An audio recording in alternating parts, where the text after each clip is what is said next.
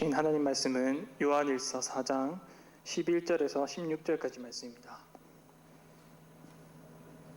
요한일서 4장 11절에서 16절까지 말씀, 제가 가진 성경 신약 성경 392페이지에 있습니다. 요한일서 4장 11절로 16절까지 말씀을 한 절씩 교독하도록 하겠습니다. 사랑하는 자들아, 하나님이 이같이 우리를 사랑하셨은즉 우리도 서로 사랑하는 것이 마땅하도다.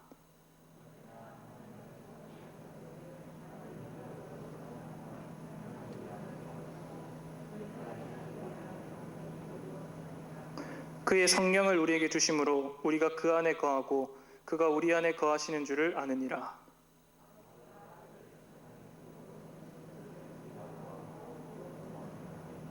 누구든지 예수를 하나님의 아들이라 시인하면 하나님이 그의 안에 거하시고 그도 하나님 안에 거하느니라.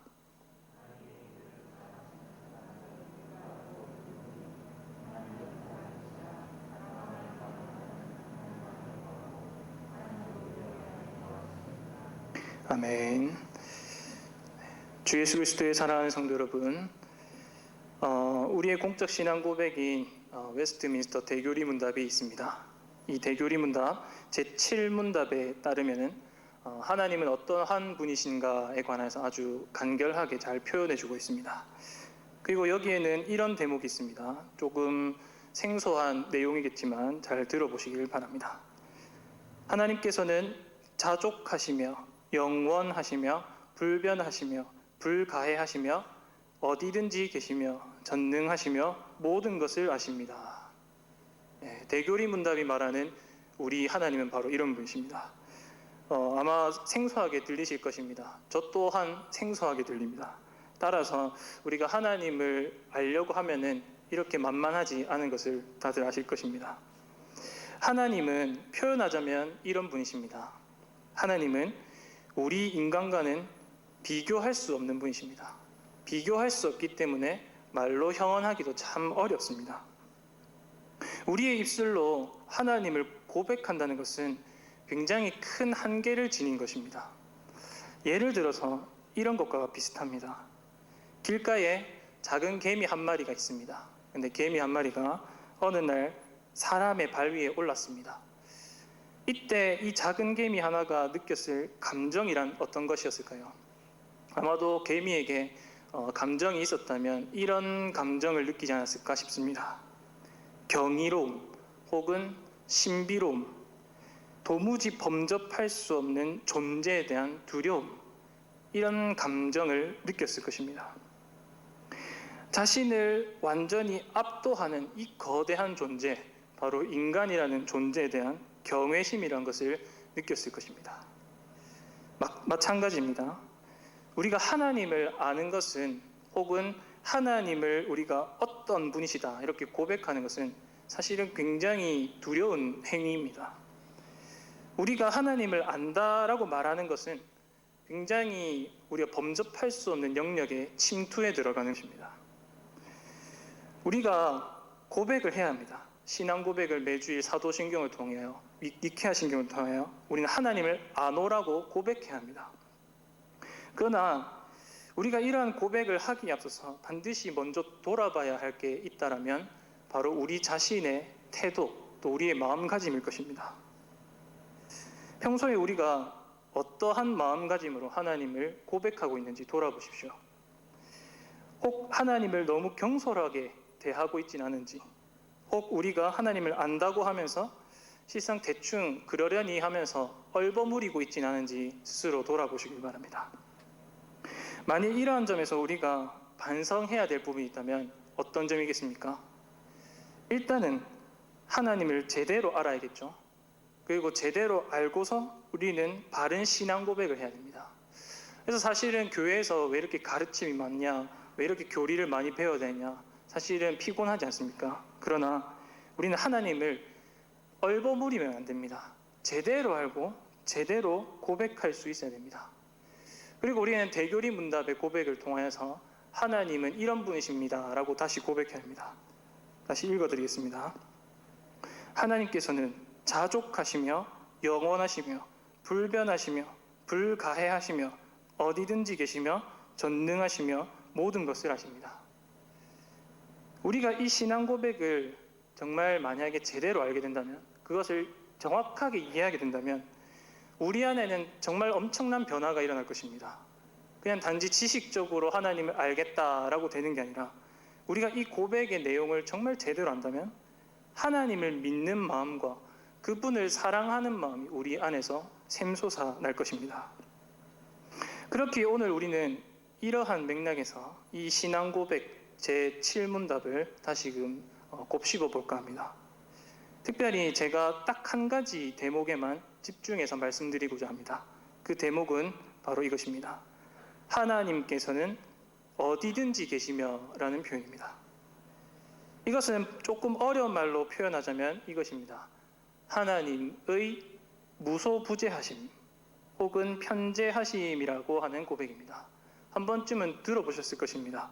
이 하나님의 무소부재하심 혹은 편재하심, 이 말이 참 어렵지만 오늘 이 말씀을 통해서 이 신앙 고백 안에, 이 하나님의 속성 안에 담겨있는 이 하나님의 은혜가 무엇이고 또 우리에게 주시는 그 가르침이 무엇인지를 함께 헤아려 볼 수 있었으면 좋겠습니다.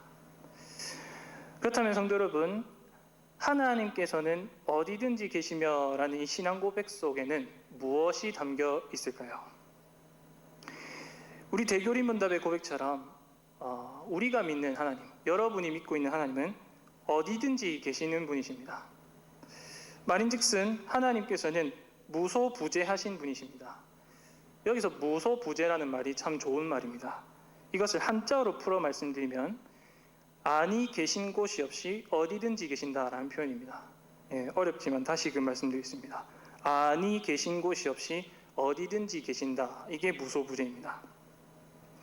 말 그대로입니다. 하나님께서는 어떠한 공간과 장소에도 얽매이지 아니하시고 어디든지 계시는 분이십니다.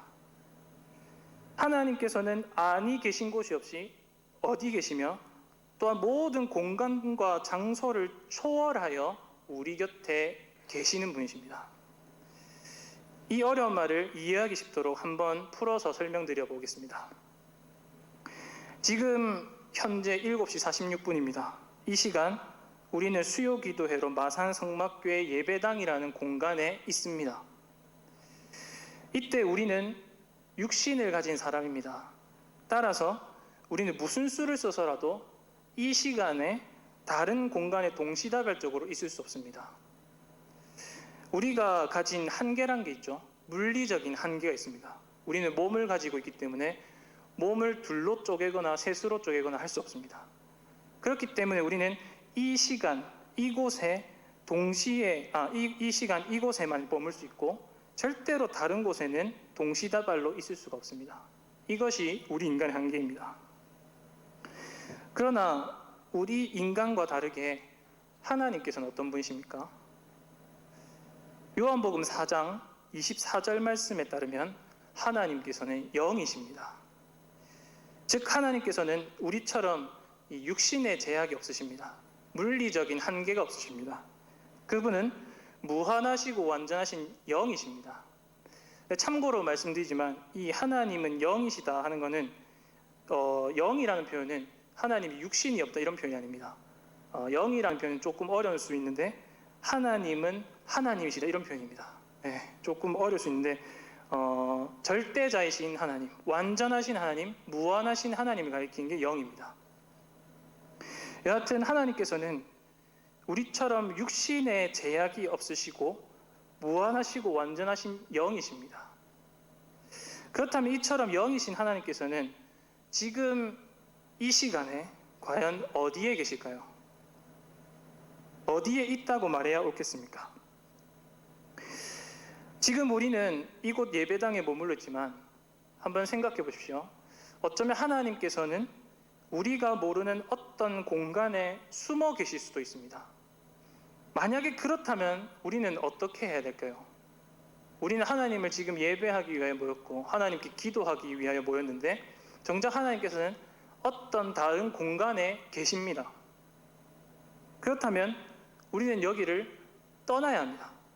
하나님을 찾아서 우주선을 타고 우주를 가든지 아니면 땅 어딘가로 찾아가서 하나님을 찾아내든지 여기를 떠나야 합니다.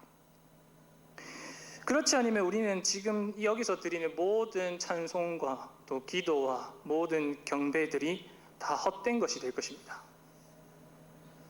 그러나 성도 여러분, 우리는 절대 이러한 방식으로 하나님을 만나뵐 필요가 없습니다. 우리는 하나님을 만나기 위해서 그분이 계신 곳으로 향할 필요가 없다는 것입니다. 그 이유가 무엇일까요? 그 이유가 바로 우리가 믿는 하나님은 무소부재하시기 때문입니다. 여기에 답이 있죠. 하나님께서는 아니 계신 곳이 없이 어디든지 계시기 때문입니다. 따라서 우리는 지금 이곳을 떠나 다른 곳으로 향할 필요가 없습니다. 단지 하나님께서는 우리가 그분을 찾아가기에 앞서서 이미 여기에 계십니다. 우리 곁에 계십니다. 우리 안에 있고 우리 위에 있고 여러분 옆에 있습니다. 여러분 밑에도 계시고요. 하나님께서는 어떠한 공간과 장소에도 얽매이지 아니하시고 모든 공간을 초월하여서 우리 곁에 계십니다. 따라서 우리는 더 이상 하나님을 찾을 필요가 없습니다. 그분을 찾아서 성지순례를 떠날 필요가 없습니다. 단지 우리가 어디에 있든지 우리가 선 그 자리가 바로 하나님의 계신 곳입니다. 우리가 선 그 자리에서 언제나 우리는 우리 곁에 계신 하나님을 믿음을 통해서 마주할 수 있습니다. 이것이 바로 성경의 가르침이고 우리 교리의 가르침입니다. 한 가지 예로서 아주 좋은 말씀이 한 가지 있습니다. 시편 139편 7절로 10절의 말씀입니다. 이 시편 139편은 하나님의 무소부재에 관해서 굉장히 중요한 가르침을 주는 말씀입니다. 특별히 7절로 10절 말씀을 제가 한번 읽어보겠습니다. 내가 주의 영을 떠나 어디로 가며 주의 앞에서 어디로 피하리까? 내가 하늘에 올라갈지라도 거기 계시며 수월에 내 자리를 펼지라도 거기 계시니이다. 내가 새벽 날개를 치며 바다 끝에 가서 거주할지라도 거기서도 주의 손이 나를 인도하시며 주의 오른손이 나를 붙드시리이다. 제가 읽어드렸지만 꼭 나중에 집에 가서 한 번 더 읽어보시기 바랍니다. 하나님이 어디 계신지를 꼭 살펴보시기 바랍니다. 여기서 시인이 고백하는 것처럼 우리는 절대 주님의 영을 떠날 수가 없습니다. 그리고 하나님 앞에서 어디로든지 피할 수가 없습니다. 한 가지 예로 구약 시대 때 활동했던 요나 선지자를 생각해 보십시오. 요나는 하나님을 거역하여 하나님을 피하여 도망치다가 어디에 들어가게 되었습니까? 물고기 뱃속에 들어가게 되었습니다. 그리고 그는 거기서 거의 죽음의 지경에 이르기까지 했습니다. 그리고 그 고통과 아픔 속에서 그는 그 속에서조차 자신이 하나님을 피할 수 없다는 사실을 뼈저리게 느끼게 됩니다. 그래서 요나는 그때 이제 비로소 기도하게 됩니다. 이 요나서 2장 2절 말씀을 들어보십시오. 내가 수월의 뱃속에서 부르짖었더니 주께서 내 음성을 들으셨나이다. 요나는 자신이 물고기 뱃속에 있을 때조차 하나님께서 자기 음성을 들으셨다라고 이렇게 고백합니다. 즉 무슨 말입니까? 물고기 뱃속에 갇혀 있지만 흑암 중에 놓여 있지만 그 속에도 하나님은 계셨네라고 지금 고백하는 것입니다. 하나님의 무소부재하심을 고백하는 것이죠. 근데 여기서 굉장히 흥미로운 표현 한 가지가 있습니다. 요나는 자신이 있는 이 물고기 뱃속을 일컬어서 스올의 뱃속이라고 부릅니다. 그리고 이 스올이라는 장소는 시편 139편에도 등장합니다. 시편 139편 8절 말씀에서 시인은 스올에 내 자리를 펼지라도 하나님은 거기 계십니다 라고 말씀합니다. 이때 스올이란 곳이 어디입니까? 이곳은 죽은 자들의 거하는 장소입니다. 지하세계, 음부, 무덤이라고 일컬어지는 곳입니다. 즉 어떤 사람이 하나님을 피하여서 죽음을 택하였다 한들 설령 그 사람이 지하세계, 이 무덤, 음부로 내려간다 할지라도 거기에는 누가 있다라는 것입니까? 거기에도 하나님이 계시다라는 것입니다. 세상 끝자락 어디를 가더라도 하나님께서는 거기에 계시다라는 게 지금 시편의 말씀의 고백입니다. 그러니 우리가 이러한 하나님의 무소부재하심을 알았다 했을 때 우리는 어떠한 신앙의 자세를 취해야 하겠습니까? 결국 한 가지뿐입니다. 우리는 무슨 수를 서서라도 하나님의 소나기에서 벗어날 수 없습니다. 우리는 하나님을 피하여 어디로든지 도망칠 수 없습니다. 따라서 우리는 어떻게 해야 됩니까? 우리는 이 무소부재하신 하나님을 우리의 피난처로 삼아야 합니다. 그리고 영원토록 우리 곁에 계신 그분을 의뢰하고 그분과 영원토록 동행하며 사는 것, 이것밖에 우리가 할 수 있는 게 없습니다. 무소부재가 가르쳐주는 이 유익이, 복이 바로 이런 것입니다. 하나님을 피하여서 도망칠 바에야 차라리 하나님께로 도망치는 것, 하나님을 나의 피난처로 삼는 것, 이게 무소부재가 가르쳐주는 가장 궁극적인 은혜입니다. 하나님께서는 우리가 어디에 있든지 우리 곁을 떠나지 않으십니다. 조금 더 구체적으로 말씀드려 보겠습니다.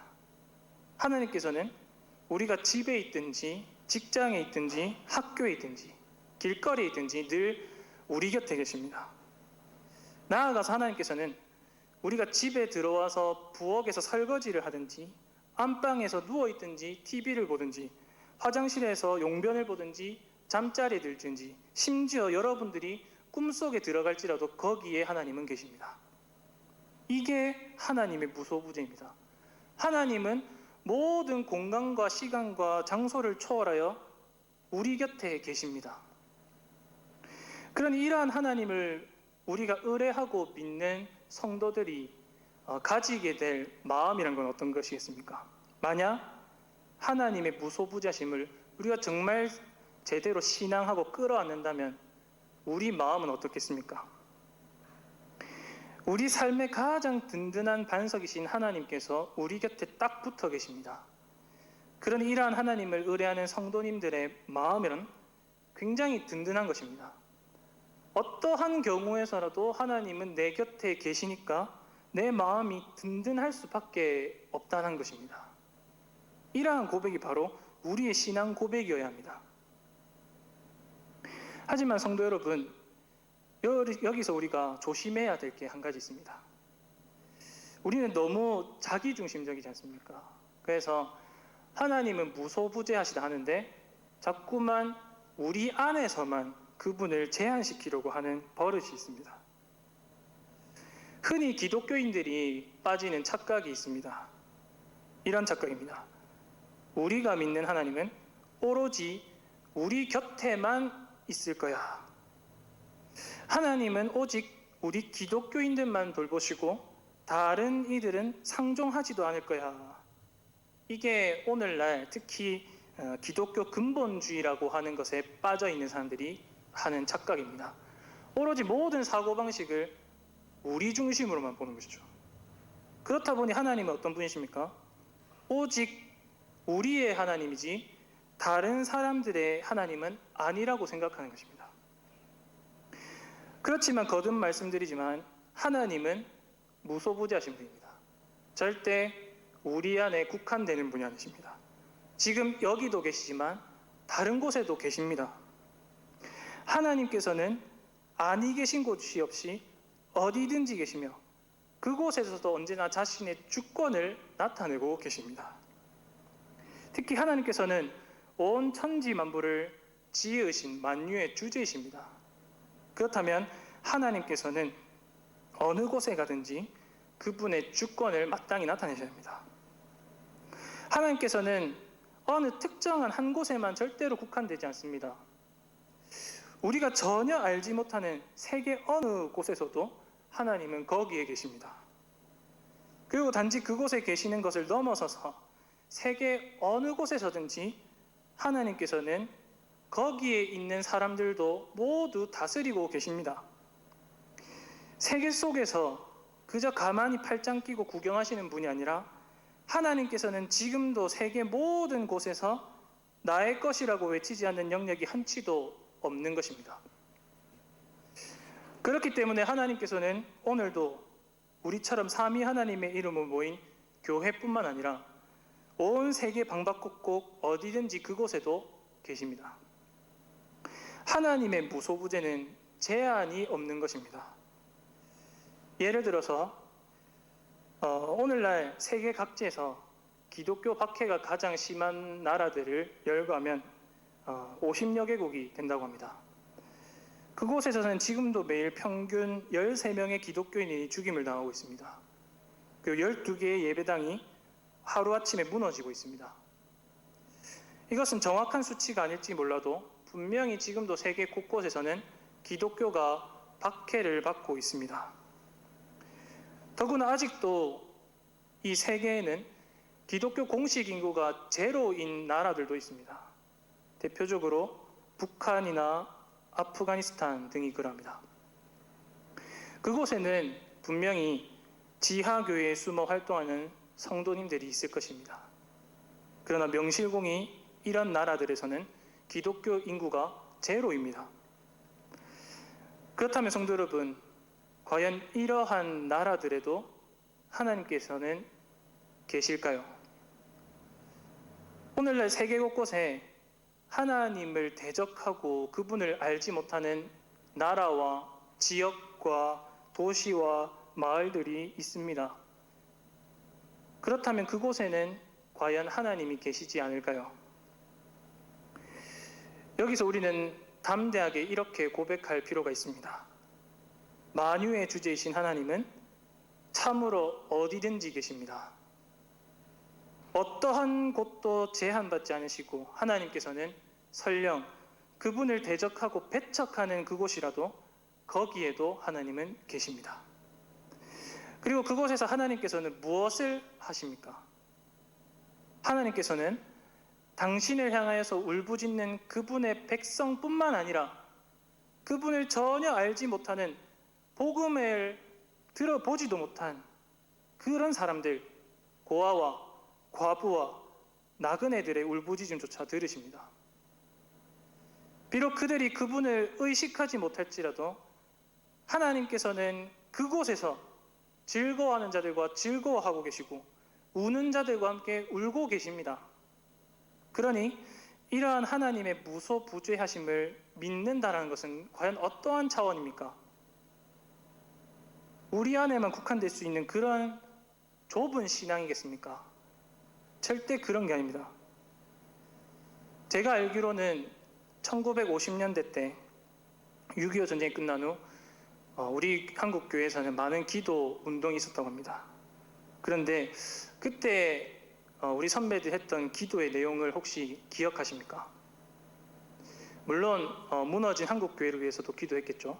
그러나 저희가 기억하는 것은 그때 당시 우리 신앙의 선배들은 한국 교회를 위해서 기도한 게 아니라 세계 곳곳에 있는 하나님의 백성들과 민족들과 나라들을 위해서 기도했었다고 합니다. 이것이 시사하는 바가 과연 무엇일까요? 우리 신앙이란 게 과연 어떠한 지평에까지 이르러야 하는지를 돌이켜 볼 필요가 있겠습니다. 그리고 우리의 신앙이란 게 조금 더 일상적일 필요가 있습니다. 하나님의 무소부재하심을 우리 삶 곳곳에서 경험할 수 있어야 된다는 것이죠. 이에 관하여서 이 4세기 교부 아우구스티누스는 이렇게 말하고 있습니다. 그러므로 당신은 하나님이 절대 특정한 장소에 있다고 생각하지 마십시오. 하나님은 당신이 지금껏 지내온 것처럼 그렇게 당신 곁에 계십니다. 하나님께서는 당신이 어디에 있든지 당신과 함께 하고 계십니다. 그러니 하나님을 피하여 도망치지 마십시오. 끊임없이 하나님을 의식하십시오. 하나님을 의식하는 가운데 지속적으로 그분과 관계를 맺으십시오. 이것이 바로 진정 우리의 복의 길입니다. 이분의 말처럼 하나님을 무소부재하신 하나님을 믿는다는 것은 우리가 끊임없이 그분을 의식하는 것입니다. 또한 삶 속에서 어디를 가든지 우리는 그분을 의식하면서 그분과 동행하는 삶을 살아간 것입니다. 그렇게 할 때에 우리는 진정으로 하나님을 믿는다라고 고백할 수 있습니다. 그냥 신앙 고백이 말로 그치는 게 아닙니다. 우리 삶 속에서 우리 곁에 계신 하나님과 동행하는 가운데 이뤄지는 신앙 고백이야말로 진정한 신앙 고백인 것입니다. 그렇다면 성도 여러분, 조금 더 현실적인 주제로 넘어가 보겠습니다. 우리가 정말 삶 속에서 진정으로 하나님을 의식하는 삶을 살려면 어떻게 해야 될까요? 지금도 내 안에 계시고 내 곁에 계시고 내 위에 계신 그 하나님을 의식하려면 도대체 어떻게 해야 될까요? 여기서 우리는 어쩔 수 없는 우리의 현실을 돌아봐야 합니다. 하나님께서는 어디든지 계십니다. 그러나 정작 우리는 하나님을 볼 수가 없습니다. 우리의 눈으로 볼 수 없다는 거죠. 그리고 그분을 만질 수도 없고 그분이 계시다라는 사실을 의식할 수가 없습니다. 사실상. 실제로 우리 믿음이란 게 이런 것이지 않습니까? 히브리서 말씀이 알려준 것처럼 믿음은 바라는 것들의 실상이요 보이지 않는 것들의 증거입니다. 우리가 믿음을 갖는다는 것은 보지 않고도 믿는 것을 가리켜서 믿음이라고 합니다. 그렇기 때문에 보지 않고 믿으려면 웬만해서는 믿기가 어렵습니다. 이러한 믿음을 현실 속에서 우리가 가지려면 정말 하나님의 은혜가 필요합니다. 너무도 분주하고 바쁜 일상 속에서 보이지 않는 하나님을 의식하는 것은 정말 너무 어려운 일입니다. 그렇다 보니 대다수 성도님들께서는 이처럼 어려운 믿음의 여정을 쉽게 포기하고 또 그러한 것을 잘 하지 않으려고 하십니다. 하나님을 의식하는 이 영적인 센서가 작동하지 않으니까 도무지 신앙의 힘으로 삶을 살아가려고 하지 않는 것입니다. 그리고 이러한 삶의 모습들은 비단 우리 일터나 혹은 직장이나 가정이나 학교나 이런 곳에서만 일어나는 문제가 아닙니다. 오늘날 주일에 성도님들의 모습을 한번 보십시오. 특별히 우리 20대, 30대 청년들 그리고 40대, 50대 중장년 성도님들을 보십시오. 아마 내색은 하지 않으십니다. 우리는 다 가면을 쓰는 거에 익숙해 있기 때문에 잘 내색은 하지 않지만 사실상 이 세상에 바삐 살아가는 우리 성도님들의 영적인 상태는 상당히 어렵습니다. 물론 모두가 그런 것은 아니겠지만 대다수 성도님들께서는 거의 반쯤 녹초가 돼서 이 예배당에 오십니다. 물론 삶 속에서 정말 부단히 그래도 안간힘을 쓰고 하나님을 의식하며 그분과 동행하는 분들이 계십니다. 그러나 때로는 그런 분들도 이 예배당에서 좌절하실 때가 많습니다. 영적으로 정말 곤란한 상황을 겪을 때가 많습니다. 하나님을 만나 뵙고 언약 안에서 그분과 사귐을 누려야 함에도 불구하고 이 예배당에 오면 너무 육신이 필요하고 눈이 무거워집니다. 그야말로 마음은 원이로되 육신이 약합니다. 정말 마음은 굴뚝 같고 하나님을 만나고 그분을 의식하고 싶지만 정작 현실 속에서 내 머릿속에서 세상 일이 떠나가지 않는 것입니다. 이러한 상황이 어디에서부터 비롯되고 있습니까? 애초에 이 예배당 안에서부터 일어나고 있습니다. 이 예배당에서부터 이러한 문제가 발생하고 있으니 정작 삶 속에서 하나님을 의식하는 것은 더더욱 어려운 것입니다. 그래서 오늘날 우리가 정말 현실을 직시하여 말씀드리면 젊은 성도님들께서는 거의 자포자기하는 심정으로 신앙을 이어가고 있습니다. 한번 주변을 보십시오. 정말 그렇습니다. 예배를 등한히 여기는 것도 물론이고 말없이 교회를 떠나시는 분들도 많습니다. 정말 안타까운 일이죠. 그렇지만 이것이 엄연한 우리의 현실입니다. 하나님을 의식하지 못하고 영적인 센서가 다 멈추고 정말 하나님을 다 떠나고 싶어하는 사람들이 많이 있다는 것이죠. 그렇다면 성도 여러분, 우리는 이러한 현실 가운데서 그야말로 계속 자포자기하는 심정으로 그렇게 살아가야 될까요? 도무지 하나님을 의식할 수 없는 이 각박한 현실 속에서 과연 우리는 어떻게 하나님을 의식할 수 있을까요? 참 어려운 문제입니다. 그렇지만 요한 1서는 이 어려운 문제에 대해서 신랄의 희망을 제시합니다. 오늘 본문 요한일서 4장 말씀을 간단히 살펴보겠습니다. 그리고 여기에는 우리가 어떻게 하나님을 의식할 수 있을지에 대한 힌트를 제공합니다. 본문 11절로 12절 말씀만 읽어보겠습니다. 사랑하는 자들아, 하나님이 이같이 우리를 사랑하셨은즉 우리도 서로 사랑하는 것이 마땅하도다. 어느 때나 하나님을 본 사람이 없을 때 만일 우리가 서로 사랑하면 하나님이 우리 안에 거하시고 그의 사랑이 우리 안에 온전히 이루어지느니라. 이 말씀에서 우리 요한 사도는 어느 때나 하나님을 본 사람이 없다라고 솔직하게 말합니다. 하나님을 볼 수 없는 것이죠. 의식하는 게 어렵다는 것입니다. 그러나 만일 우리가 이것을 하게 되면은 하나님이 우리 안에 거하실 것이다 라고 지금 말씀하고 있습니다. 여기서 이것이 무엇입니까? 네, 이웃 사랑입니다. 형제 사랑입니다. 11절 말씀같이 하나님이 이같이 우리를 사랑하신 것처럼 우리도 서로 사랑하게 되면 우리 안에 하나님께서 거하신다는 것입니다. 하나님이 우리 안에 거하시고 그의 사랑이 우리 안에 온전히 이루어지게 될 것입니다.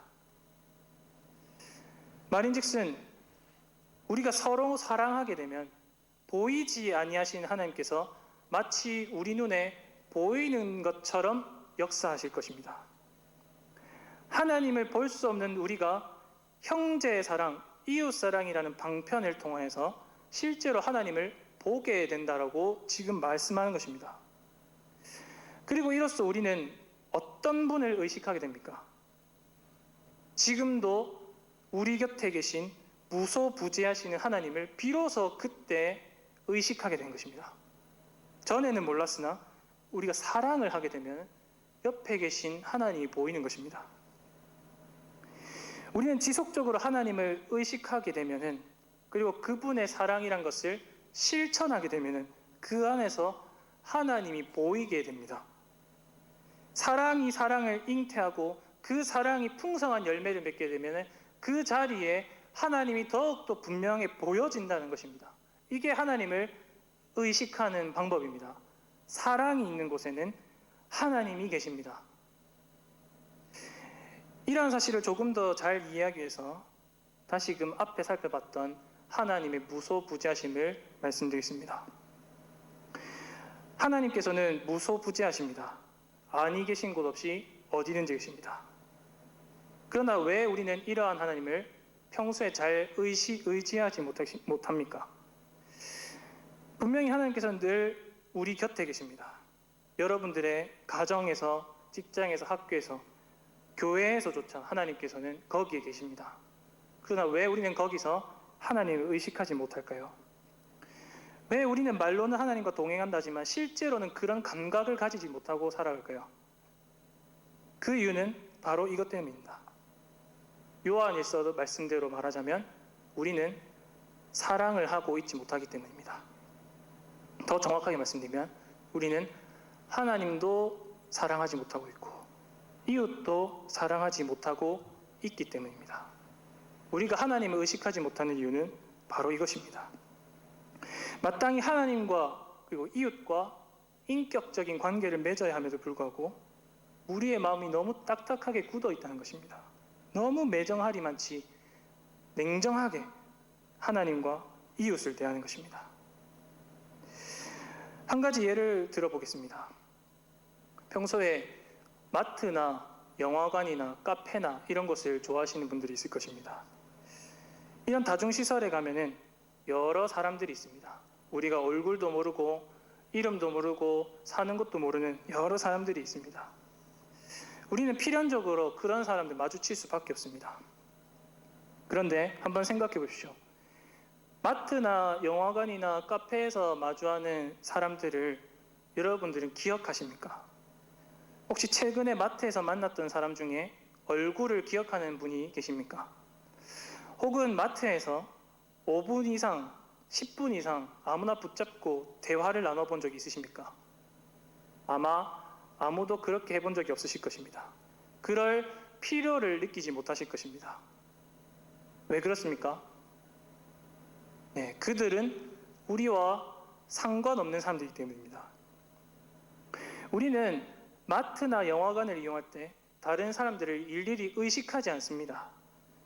물론 옆에 있는 사람이 조금 괴상한 옷을 입었거나 이상한 짓을 하게 되면 관심을 가집니다. 하지만 그와는 절대로 인격적인 관계를 맺지 않습니다. 왜냐하면 우리는 그들과 서로 남남이기 때문입니다. 아무리 한 공간에 있어도, 같은 공간에 있어도 결국에 우리는 남남입니다. 바꿔 말하면 우리는 그들을 알 필요가 없습니다. 그렇다 보니 마트나 영화관에서 마주치는 사람들을 우리는 특별히 의식하지 않습니다. 그리고 어쩌면 매정하게 들릴지 모르겠지만 우리는 그들을 전혀 알 필요도 없고 그들을 사랑할 의무가 없다고 생각합니다. 굳이 그들을 특별히 돌아볼 필요가 없다는 것이죠. 그런데 성도 여러분, 이게 기독교의 가르침입니까? 이게 과연 하나님께서 우리를 성도라고 부르신 목적에 부합하는 것입니까? 아니라는 것입니다. 우리가 평소에 하나님을 의식하지 못하는 이유는 어쩌면 우리가 평소에 다른 이들에게 보이는 이 매정한 모습과 맞닿아 있을지도 모릅니다. 요한 사도는 말합니다. 어느 때나 하나님을 본 사람이 없을 때 만일 우리가 서로 사랑하면 하나님이 우리 안에 거하시고 그의 사랑이 우리 안에 온전히 이루느니라. 만일 우리가 서로 사랑하면 그때 하나님께서 우리 안에 거하신다고 분명하게 말씀했습니다.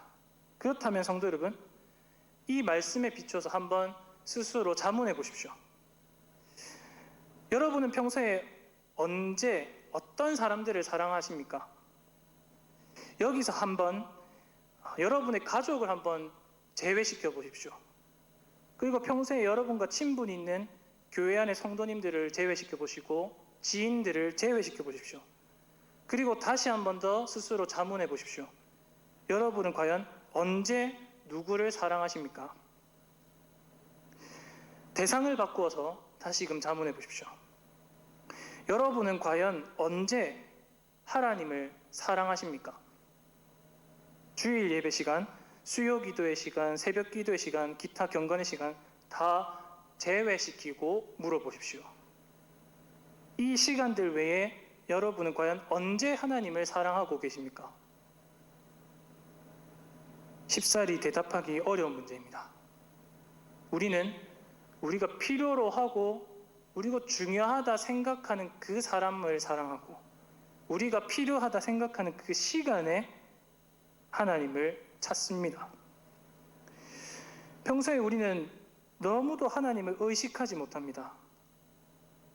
그런 우리가 어떻게 하나님을 사랑한다고 말할 수 있겠습니까? 우리에게 양심이 있다면 절대 떳떳하게 대답할 수 없을 것입니다. 평소에 하나님을 의식하지도 못하는데 어떻게 뻔뻔하게 하나님을 사랑하겠다 말할 수 있느냐는 것입니다. 마찬가지입니다. 평소에 우리는 너무도 우리 이웃을 의식하지 않습니다. 여기서 이웃은 우리가 마트에서 만나는 사람들, 영화관에서 만나는 사람들, 길거리에서 만나는 사람들입니다. 그런 우리가 어떻게 이 의식하지 않는 이웃을 사랑한다고 말할 수 있겠습니까? 절대로 그렇게 대답할 수 없는 것입니다. 사실상 우리는 늘 하나님 사랑, 이웃 사랑을 거듭하여 반복하지만 근본적으로 그들을 의식하지 않는데 어떻게 사랑할 수 있겠습니까? 오로지 우리 자신만을 의식하고 우리 자신만 사랑하는 우리가 어떻게 하나님을 사랑하고 이웃을 사랑했습니까? 너무 어불성설이지 않습니까? 왜 우리는 하나님을 의식하지 못합니까? 왜 우리는 이웃을 의식하지 못합니까? 그들을 사랑하지 않기 때문입니다. 우리는 오로지 자기 자신밖에 모르는 철저히 매정한 사람들입니다.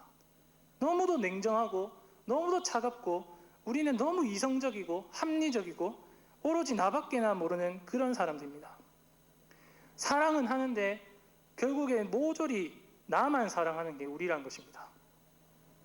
바로 여기에 모든 문제의 핵심이 있습니다. 우리가 하나님을 의식하지 못하는 것, 이웃을 의식하지 못하는 것, 모두 다 여기에 문제가 있습니다. 아무리 하나님께서 무소부지하시고 우리 곁에 계셔도 우리가 그분을 의식하지 못합니다. 그리고 우리는 우리 주변에 도무지 환대받지도 못하고 우리에게 알려지지도 않은 그러한 이웃을 의식하지 못합니다. 왜 그렇습니까? 우리는 나 자신밖에 모르기 때문입니다. 우리는 나를 떠나서 다른 이들을 사랑하지 않고 있기 때문입니다. 그러니 성도 여러분, 오늘 본문 말씀은 우리에게 다시 한 번 더 요청합니다. 우리가 하나님을 사랑하고 또한 이웃을 사랑할 때 그곳에 바로 하나님께서 계십니다. 그리고 이로써 우리는 반드시 회복해야 될 참된 신앙의 가치가 있습니다. 우리가 하나님을 알고 그분이 어떠한 분이신지를 고백하고자 할 때 그 모든 신앙의 시작점에는 무엇이 있어야 되겠습니까? 하나님을 사랑하는 것, 사랑이 여기 있습니다. 하나님 사랑, 이웃 사랑, 지겹도록 우리가 말하는 것입니다. 그러나 이 사랑이야말로 우리 기독교 신앙의 모든 출발점이 됩니다. 이것이 없이는 우리는 아무것도 할 수 없습니다. 하나님을 사랑하고 이웃을 사랑하지 않으면 우리는 계속적으로 하나님을 의식하지 못할 것입니다. 그러니 우리는 이러한 사랑이 무엇인지를 올바로 배워서 남은 일생 동안 언제나 하나님을 의식하며 살아가도록 발버둥 칠 필요가 있겠습니다. 끝으로 종교개혁자 마르틴 루터가 했던 말을 읽어드리고 말씀을 마치겠습니다. 그러므로 우리는 결코 자기 자신 안에서가 아니라 그리스도와 그의 이웃 안에서 산다고 결론 지어야 합니다. 그렇지 않으면 우리는 결코 그리스도인이 아닙니다. 우리는 믿음을 통하여 그리스도 안에서, 사랑을 통하여 우리 이웃 안에서 살아갑니다. 우리는 믿음으로 자기 자신을 뛰어넘어 하나님께로 끌려 올라갑니다. 우리는 사랑으로 자기 자신 아래 이웃에게로 내려갑니다. 그러나 우리가 어디를 가든지 그곳에는 하나님께서 계십니다. 이 말씀을 기억하며 하나님과 언제나 동행하며 살아가시는 복된 성도님들 되시길 바랍니다. 하나님께서는 우리가 서로 사랑하는 그곳에 계십니다. 그러니 우리 모두 서로 사랑하시고 그 사랑 안에서 오늘도 하나님과 마주하시는 복된 성도님들 되시기를 바랍니다. 들은 말씀을 기억하며 함께 한 가지만 기도하겠습니다.